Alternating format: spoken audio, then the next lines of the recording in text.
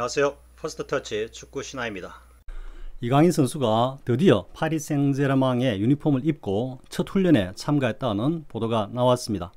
지난 시즌을 끝으로 마요르카를 떠나는 것은 기정사실이었지만 과연 어떤 팀으로 이적을 할지는 확신할 수 없는 가운데 지난 시즌 말미에는 프리미어리그의 뉴캐슬, 아스톤빌라, 울버햄튼 등이 거론되었고 특히 같은 라리가의 아틀레티코 마드리드로의 이적이 거의 확정되는 듯 하였습니다. 그러나 아틀레티코 마드리드로의 이적이 난항을 겪으면서 파리 상제르맹이 이강인의 이적팀으로 급부상한 뒤 결국 이강인은 파리 상제르맹으로 이적을 완료하였습니다.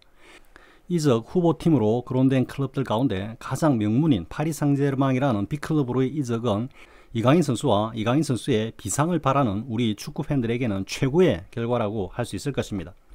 축구 신화는 그동안 이강인 선수의 이적과 관련하여 가장 최고의 결과는 프리미어리그의 맨시티로의 이적이라고 했습니다만 물론 이러한 주장은 기대와 희망을 담은 것이었는데 파리 상제르맹으로의 이적은 맨시티와 비교해보면 다소 미흡한 느낌이 듭니다만 맨시티로의 이적을 제외한 현실 가능한 이적으로서는 최선이 아닐까 합니다. 이강인의 파리 상제르맹 입성으로 대부분 유튜브 채널들은 이강인의 슈퍼스타로의 비상을 기대를 넘어서 거의 확신을 하는 분위기입니다. 그도 그럴 것이 시즌 종료 후에 있었던 A매치 평가전에서 보여준 이강인의 그 엄청난 퍼포먼스와 감탄을 자아내는 개인 기량에 전문가와 축구팬들 모두가 파리 상제르맹에서 이강인의 성공을 확신하는 분위기이고 특히 이들 채널들이 이러한 분위기를 조성하면서 주도하고 있기도 합니다. 그러나 아이러니한 것은 이들 채널들 대부분은 이번 시즌 중반까지 그리고 특히 카타르 월드컵을 거치면서 이강인이 마요르카의 수호신으로 맹활약을 할 때까지는 모두가 이구동성으로 이강인의 단점을 지적하기에 바빴습니다. 특히 벤투호에서 월드컵 국가대표 선발 여부를 두고 대부분은 이강인을 극구 배제하고자 하는 벤투와 그 카르텔 무리들의 주장과 논조를 그대로 카피해서 영상으로 옮기기에 바빴습니다. 축구 신화는 이러한 유튜브 환경과 분위기 속에서도 계속해서 이강인의 월드컵 대표 선발을 주장하고 촉구했으며 벤투의 무능을 비판하였습니다. 이 당시 이강인을 주제로 한 축구 신화의 영상들은 모두가 이강인의 월드컵 대표 선발을 촉구하는 영상들이었고 이 시점에서조차도 국가대표 출신 전문가들을 포함한 해설위원들 중에 이강인의 월드컵 선발을 주장하는 이는 아무도 없었습니다.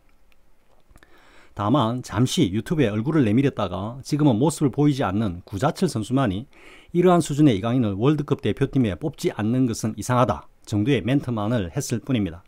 정말 우여곡절 끝에 월드컵 대표팀에 막차로 선승한 이강인은 벤투의 목숨을 여러 번 구해주면서 대한민국 대표팀을 16강으로 견인하는데 가장 큰 공헌을 했고 그 결과 16강이라는 성적으로 벤투는 2002년 월드컵 4강을 이끈 히딩크의 버금가는 명장으로 칭송되는 정말 웃지 못할 장면들이 연출되곤 하였습니다. 카타르 월드컵에서 자신의 역량을 충분히 증명한 이강인은 소속팀인 마요르카에서도 시즌 후반에 더욱 힘을 발휘하면서 라리가에서 드리블 부분 등 공격 부분에서 최상위권을 기록하는 등 라리가의 스타 플레이어로 비상하였고 이러한 이강인의 자신감은 그 이후에 있었던 두 차례 A매치에서 압도적인 역량을 다시 한번 과시하면서 이제는 금방이라도 유럽 축구에서 슈퍼스타로 발돋움할 것 같은 기대감을 갖게 하고 있습니다. 그러면서 특히 이번 시즌 이적 최종 행선지가 파리 상제르맹으로 확정되면서 이러한 기대감은 축구 유튜버들이나 축구 팬들 모두에게 기대감을 넘어서 거의 확신의 수준으로 올라오고 있습니다. 축구 신화는 이강인이 18살 때 U20 월드컵에서 골든볼을 수상했을 때 이강인의 재능과 역량을 20가지 요소를 기준으로 평가하면서 그 당시 메시의 재능과 역량과 비교해보면서 이강인의 종합점수는 아직은 메시의 점수와는 다소 거리가 있지만 그 포텐셜이라는 측면에서는 메시의 버금가는 수준이라고 강조하였습니다.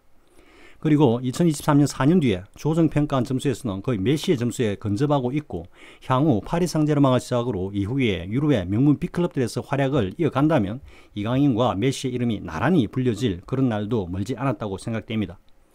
이렇게 이강인의 재능과 역량을 격하게 칭찬을 해온 축구 신화가 이번 영상에서는 이강인에 대한 일방적인 기대들과는 달리 보다 냉정한 컨텐츠를 제시하는 것은 축구 신화는 이제는 오히려 이러한 증폭된 기대에 들뜨기보다는 이강인의 활약과 성공을 위해 보다 냉정하게 분석하고 비평해야 하는 시점이라고 생각하기 때문입니다.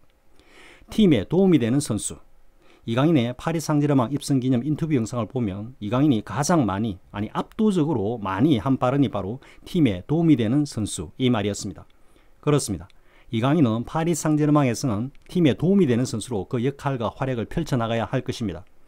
지금의 분위기는 메시가 나가고 없는 그 빈자리를 마치 이강인이 완벽하게 보완하면서 제2의 메시로 자리 잡는 그림을 그리고들 있지만, 그에 앞서 이강인은 파리 상제르맹의 환경과 분위기, 그리고 루이스 엔리케 감독의 전술 성향 등을 빨리 파악하고 적응하는 것이 가장 큰 과제라고 생각됩니다.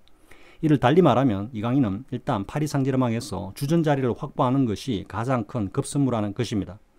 지난 시즌 이강인은 마요르카에서는 이른바 닭 주전이었습니다. 한마디로 이강인은 마요르카에서는 대체 불가 자원이었고, 따라서 거의 모든 경기를 선발 풀타임으로 뛰었습니다. 거의 모두가 이강인의 단점을 지적하기에 바빴던 그런 환경 속에서도 축구신화는 이강인에게 부족한 것은 오직 출전 시간뿐이라고 강변을 해왔었고, 풀타임으로 뛰는 마요르카에서는 이강인은 그 이전에 수많은 비판적 시각들을 완전히 불식시키는 대활약을 펼치면서 그동안 이강인을 비판하는데 앞을 다투었던 매체들과 채널들로 하여금 이제는 앞다투어 이강인을 칭송하도록 돌변시켜 버렸습니다. 그리고 시즌 종료 후에 A매치들에서는 이러한 이강인의 재능과 역량이 마치 메시급인 양 극찬하는 분위기가 연출되었고, 이강인이 유럽의 빅클럽으로 이적을 한다면 곧바로 유럽 축구를 지배하는 슈퍼스타로 비상할 것 같은 논조에 찬사들이 쏟아져 나왔고, 지금도 이런 분위기는 이어지고 있습니다. 그런데 이전의 마요르카 그리고 우리 대표팀과 이강인의 새로운 둥지가 된 파리 상제르맹은 그 선수들 몇 명과 전체적인 팀 수준에서부터 비교 불가의 완연한 차이를 보이고 있습니다. 지금의 이강인을 있게 한 가장 중요한 요인은 무엇일까요? 그것은 당연히 이강인의 뛰어난 재능과 탁월한 역량입니다. 그런데 이러한 이강인의 포텐셜을 뚝 빛나게 한 하나의 요소가 있습니다. 그것은 바로 이강인이 마요르카와 우리 대표팀에서는 솔로 플레이를 할 수 있다는 것입니다. 사실 마요르카에서는 무리키와의 호흡을 제외하고는 이강인이 팀플레이를 통해서 자신의 역량을 충분히 발휘할 기회가 거의 없었고, 이런 사정은 우리 대표팀에서도 코너킥 등의 세트플레이가 아닌 필드플레이에서는 손흥민과의 연계플레이를 제외하고는 거의 없을 정도로 기회가 없기는 마찬가지였습니다. 이것은 이강인의 포텐셜과 감각 그리고 축구 지능을 받쳐줄 정도의 기량을 갖춘 선수가 마요르카에서나 우리 대표팀에서는 부족했다는 것을 의미하고, 이런 이유로 이강인은 자신의 역량만으로 경기를 풀어나가려고 하는 시도를 자주 보여주었던 것입니다. 다행히 이강인의 이런 솔로 플레이는 위력을 발휘하면서 동시에 이러한 플레이가 축구계에 어필하면서 지금의 이강인의 파리 상제르맹 입성으로 이어질 수 있다고도 할 수 있을 정도로 이강인의 솔로 플레이는 대단한 빛을 발했습니다. 그러나 이런 이강인의 솔로 플레이에 감탄하고 찬사를 보내고 있지만, 이강인의 개인적인 플레이와 팀 성적, 즉 경기 결과와의 상관관계는 상당히 떨어진다는 것이 문제입니다. 즉 이강인의 플레이는 빛이 났지만 경기 결과를 가져오는 플레이는 아니었다는 것입니다. 사이드라인 부근에서의 현란한 드리블 및 아크로바틱한 탈압박 스킬은 현존 최고라고 할 수 있을 정도로 눈부셨지만, 이런 플레이가 중앙 박스 근처에서 이루어지는 경우는 거의 볼 수 없었으며, 따라서 당연히 상대 수비 라인에게 큰 위협을 주지도 못하였습니다. 물론 사이드라인 부근에서와 중앙 박스 부근에서의 상대 수비진의 텐션과 압박은 현저한 차이를 보이는 것이기 때문에 사이드라인 부근에서 보여주는 이강인의 그런 플레이가 중앙 박스 부근에서 좀처럼 나오지 않는 것은 어쩌면 당연하다 할 것입니다. 그리고 사이드라인 근처에서의 솔로 플레이는 말 그대로 솔로 역량으로 해결할 수 있는 측면이 있지만, 중앙 박스 부근에서의 그런 플레이는 동료 선수들과의 케미 플레이가 뒷받침되지 않는다면 최절정기의 메시 수준이 아니면 그런 플레이는 불가능하다고 할 수 있습니다. 여기서 이강인의 퍼포먼스에서 중요한 두 가지 요점을 볼 수 있습니다. 하나는 경기 결과에 영향을 주지 않는 사이드라인 근처에서의 솔로 플레이는 지양하는 것이 바람직하다는 것입니다. 이제는 팬들은 이강인의 이런 솔로 플레이를 기대하는 것보다는 승부를 결정짓는, 즉 경기 결과를 가져오는 이강인의 플레이를 기대한다는 것입니다. 그러므로 체력적인 부담이 클 수도 있는 사이드라인에서의 다소 무리하다고 할 수 있을 정도의 솔로 플레이를 자제하고 그 역량과 에너지를 중앙 박스 부근에서의 플레이로 가져와야 한다는 것입니다. 서로 몇 번의 그런 플레이가 실패를 한다고 해도 사이드라인에서의 솔로 플레이는 단지 이른바 눈요깃거리에 지나지 않는 것이라고 하면, 중앙 박스 부근에서의 그런 플레이는 승부를 결정지을 수 있으면서 동시에 킬러 내지는 크랙으로서의 이강인의 위상을 확고하게 해줄 수 있기 때문입니다. 이런 중앙에서의 솔로 플레이가 위력을 발휘하면서 경기 결과까지 만들어낸다면 이강인은 포스트 메시로 파리 상제르맹은 물론 유럽 축구계의 슈퍼스타로 비상할 수 있을 것입니다. 그리고 이러한 중앙 박스 부근에서의 솔로 플레이는 자연스럽게 동료들과의 연계 플레이로 이어질 것이며, 솔로 플레이와 연계 플레이가 적절한 조화를 이루면서 위력을 발휘할 때면 이강인은 유럽 최고의 공격수로 자리 잡고 있을 것입니다. 팀을 위한 선수가 되고 싶다. 이강인의 인터뷰 내용 그대로를 다시 한번 강조하면, 파리 상제르맹에서 시즌 초반 경기들에서는 철저하게 동료들과 연계 플레이를 가져가는 데 집중해야 한다고 봅니다. 현실적으로 이강인이 파리 상제르맹에서 딱 주전이라고 할 수 있는 지금의 위치는 아니기 때문에 주전 경쟁을 위해서라도 철저하게 협력 플레이에 집중하면서 엔리케 감독의 전술적 취향과 선호도를 빠르게 캐치해야 할 것입니다. 바르샤에서 트래블을 달성했던 엔리케는 맨시티의 과르디올라 마찬가지로 일단 선발 라인업은 안정적인 전술을 확보할 수 있는 스쿼드로 구성할 것으로 보이며, 따라서 이강인보다 경기 경험이 많거나 빅네임들을 선호하는 라인업으로 일단 꾸려질 가능성이 높아 보입니다.